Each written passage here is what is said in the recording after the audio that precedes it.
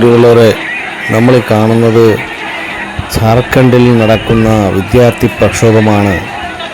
ഞാൻ ചോദിക്കുന്നത് ഇത്ര മാത്രമാണ്: ജന്തർ മന്ദറിൽ പ്രൊട്ടസ്റ്റ് നടന്നപ്പോൾ ആരെല്ലാം സഹായിക്കാൻ പോയോ അവരെ ഒന്നും ഇവിടെ കാണുന്നില്ല.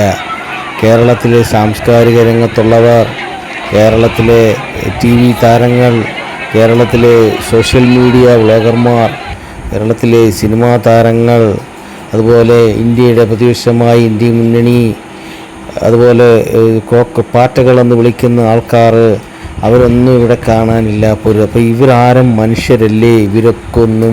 ഇതൊന്നും വിദ്യാർത്ഥികളല്ലേ? ഇവരുടെ ആവശ്യങ്ങളതല്ലേ? ആവശ്യങ്ങൾക്കൊന്നും ഒരു വിലയുമില്ലേ?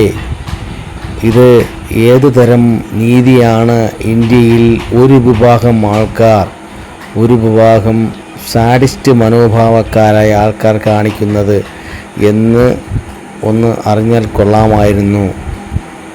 അറിയുന്നവർ പറഞ്ഞു തരിക. ഇത് എന്തു തരം ന്യായമാണ്? ഈ വിദ്യാർത്ഥികൾ തല്ലുകൊള്ളുന്നതും ആക്രമണത്തിന് ഇരയാകുന്നതും ഗവൺമെൻറ്റിൻ്റെ പോലീസ് വേട്ടയിൽ അനുഭവിക്കുന്നതും ഒന്നുമല്ല.